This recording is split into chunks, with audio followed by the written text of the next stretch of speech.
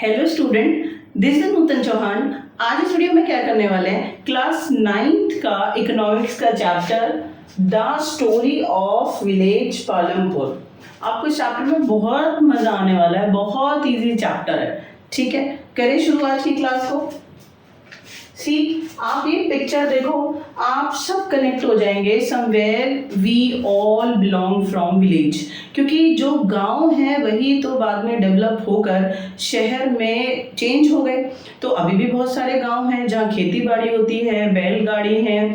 ठीक है, आप सबने गांव देखे हैं। तो सबसे पहले आप ये पिक्चर को देखो, माइंड में फिट करने लो कि हम क्या पढ़ने वाले हैं। हम एक गांव की स्टोरी पढ़ने वाले हैं, एक गांव की इमेजिनेशन की गई है पालमपुर विलेज की, और उसके थ्रू आपको गांव के बारे में समझाया गया है कि गांव में क्या फैसिलिटीज होती हैं, क्या नहीं होती हैं। ठीक है, देखें आज हमारा जो पहला टॉपिक है वो क्या है, इंट्रोडक्शन ऑफ पालमपुर विलेज। कि पालमपुर विलेज कहाँ है, ठीक है, क्या वो बहुत ज़्यादा वेल डेवलप्ड है या वो बहुत ज़्यादा विदाउट फैसिलिटी के कोई गांव है। तो हमें वो सारी छोटी छोटी इंफॉर्मेशन यहाँ पर देखनी है। ठीक है, तो पालमपुर आप याद रखना एक इमेजिनरी विलेज है, एक्चुअल विलेज को नहीं लिया गया। क्यों? क्योंकि देखो कुछ जो गांव हैं वो शहरों के पास हैं और कनेक्टेड है और वेल डेवलप्ड है, वहाँ पर फैसिलिटी ज़्यादा है, और कुछ गांव हैं जो बैकवर्ड जगहों पर हैं और वहाँ रिमोट हैं और वहाँ पर फैसिलिटी बिल्कुल भी नहीं है। बात समझ में आ गई? ज़रा देखो, Palampur is well connected with neighbouring village Raiganj, a big village 3 kilometer from Palampur. It means कि जो पालमपुर है वो क्या है, वो अपने नेबरिंग विलेज, अपने गांव से 3 किलोमीटर आगे एक और बड़ा गांव है और उसका नाम क्या है, रायगंज, उससे जुड़ा हुआ है। इतनी बात आपको समझ में आ गई? ठीक है, और कितना डिफरेंस है दोनों गांव के बीच में, 3 किलोमीटर। इसके अलावा जो पालमपुर है वो एक शहर से भी, स्मॉल टाउन से जुड़ा हुआ है और उसका नाम क्या है, शाहपुर। ये छोटी छोटी इंफॉर्मेशन है, एक नंबर में पूछ लेते हैं कि पालमपुर 3 किलोमीटर आगे अपने नेबरिंग गांव से जुड़ा हुआ है, नाम है रायगंज, और फिर उसके आगे वो एक शहर से जुड़ा हुआ है। ठीक है, और स्मॉल टाउन है, ज़्यादा बड़ा शहर नहीं है, क्या नाम है, शाहपुर। ठीक है, मेनी काइंड ऑफ ट्रांसपोर्ट। जी हाँ, जब आप एक गांव में जाते हैं तो बेसिकली तो आप ब्लग कार्ट, ठीक है, और आप क्या बैलगाड़ी के ऊपर डिपेंड होते हैं, देखते हैं कि वहाँ पर चलती हैं। लेकिन सिर्फ बैलगाड़ियाँ चलती हैं? जी नहीं, क्या क्या ट्रांसपोर्ट फैसिलिटी है अगर आप पालमपुर में देखेंगे तो उनकी रोड पे आपको बहुत सारी चीज़ें दिख जाएंगी। ब्लग कार्ट दिख जाएगा, टांगा दिख जाएगा, वो जो घोड़ों के साथ कनेक्टेड होता है, ठीक है, बुगीज दिख जाएंगी। वुडन कार्ट मतलब ये लकड़ी का एक ना बना होता है कार्ट, और उसके साथ आप ना घोड़े को जोड़ दो या भैंसे को जोड़ दो, तो इसे ब्लग कार्ट हो गया, टांगा हो गया, बुगीज ऐसे कहते हैं। ये आपको दिख जाएगा, बेफेलो से जुड़ा होता है। उसके बाद आ जाओ other community to the motor vehicle, like आपको मोटरसाइकिल भी वहां पर दिख जाएगा, आपको जिप्सीज भी दिख जाएगा, आपको ट्रैक्टर भी दिख जाएगा। गांव में ट्रैक्टर होते हैं, खेती के लिए इस्तेमाल होते हैं।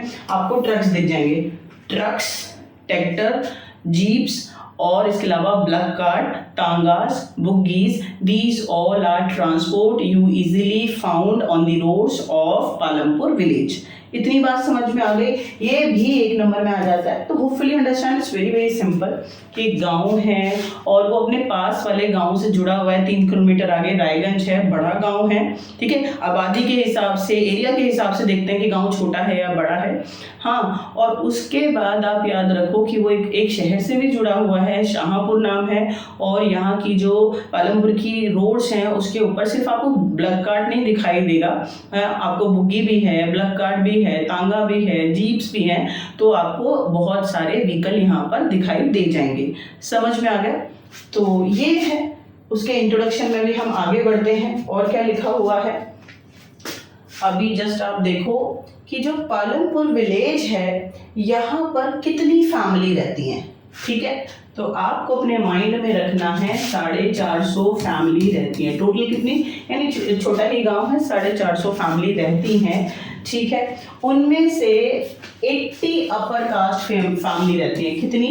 80 अपर कास्ट ऊंची जाति के लोग पालमपुर में रहते हैं। अगर 450 फैमिली है तो 80 फैमिली ऊंची जाति की हैं, बाकी लोअर कास्ट है। बात समझ में आ गया। ये जो 80 फैमिली है पालमपुर में, जितनी भी जमीन है ज्यादातर जमीन इन लोगों के पास है, 80 फैमिलीज के पास है। इतनी बात आपको समझ में आ गई कि पालमपुर में टोटल 450 फैमिली है और अपर कास्ट आपको कितनी दिखाई देंगी, 80 फैमिली दिखाई देंगी। और पालमपुर में जितनी भी जमीन है ज्यादातर जमीन किसके हाथ में है, अपर कास्ट के हाथ में है। यहाँ पे लिखा हुआ है majority of land in the village किसके हाथ में है, कि जो अपर कास्ट लोग हैं उनके हाथ में है। आगे चलते हैं। There house some of them quite large. आपको ये पिक्चर दिखाई दे रही है कि जो पालमपुर विलेज में अपर कास्ट 80 फैमिली रहती हैं, टोटल 450 फैमिली में से, ठीक है, तो वो पक्के हाउस में रहते हैं। पक्के हाउस कौन से होते हैं, जो ब्रिक से बने होते हैं, सीमेंट से बने होते हैं। तो पालमपुर में जो 80 फैमिली है वो बड़े और पक्के घरों में रहते हैं, जो ब्रिक से बने, ईंटों से बने हैं, जो सीमेंट से बने। ठीक है, क्लियर, समझ में आ गया। एक नंबर में आपसे ये इन्फॉर्मेशन पूछ लेंगे, टोटल फैमिली कितनी रहती हैं, 450 रहती हैं। उनमें से कितनी अपर कास्ट फैमिली है, 80। ठीक है, वो कच्चा हाउस में रहते हैं या पक्का हाउस में रहते हैं, लार्ज हाउस उनके पास है, ब्रिक और सीमेंट से बने हुए हैं। इतनी बात क्लियर हो गई। आगे चलते हैं। अब आप ये देखो, यहाँ पर आप देखो कि जो अदर बैकवर्ड क्लासेस हैं, लोअर कास्ट हैं, ठीक है, तो वहां पर जो पालमपुर विलेज है वहां पर शेड्यूल कास्ट भी रहते हैं। कौन रहते हैं, शेड्यूल कास्ट भी रहते हैं। लेकिन क्या शेड्यूल कास्ट बड़े घरों में रहते हैं, जी नहीं। आपको ये पिक्चर दिखाई दे रही है, ठीक है, बैम्बू से बना हुआ है और झाड़ फूंक से इसका छत बनाया हुआ है, कच्ची मिट्टी से इसकी दीवारें बनाई गई हैं, मड से, ठीक है, मिट्टी से। तो क्या कह रहे हैं, जो शेड्यूल कास्ट लोग रहते हैं, ज्यादातर शेड्यूल कास्ट रह रहे हैं, लोअर कास्ट रह रहे हैं, लेकिन वो पक्के हाउस में नहीं, कच्चा हाउसेस में रहते हैं। आपको ये पिक्चर से माइंड में रह जाएगा।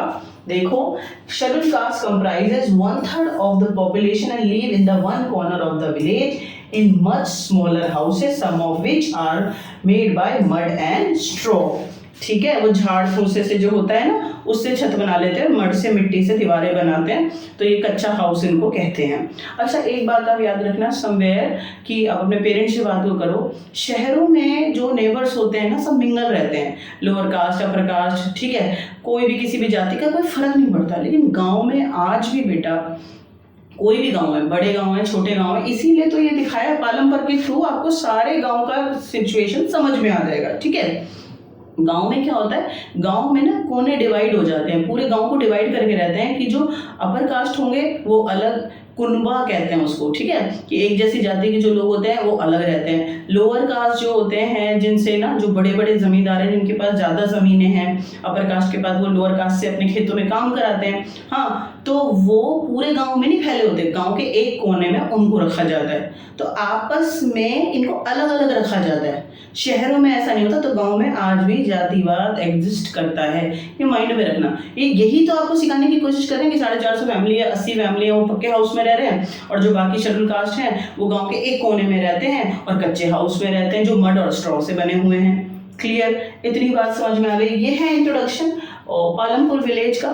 हम इस स्टोरी को आगे बताएंगे कि कौन सी इकोनॉमिकल एक्टिविटी वो कर रहे हैं, फार्मिंग करते हैं, नॉन फार्मिंग एक्टिविटीज करते हैं, कैसे पैसे कमा रहे हैं, खेती कैसे होती है, ट्रेडिशनल खेती क्या होती है, मॉडर्न फार्मिंग क्या होती है। तो बहुत छोटे छोटे से गांव से रिलेटेड टॉपिक हैं और आपको अच्छे से समझ में आ जाएगा। तब तक के लिए आप बहुत खुश रहो और पढ़ते रहो मेरे नेक्स्ट वीडियो तक के लिए। ठीक है।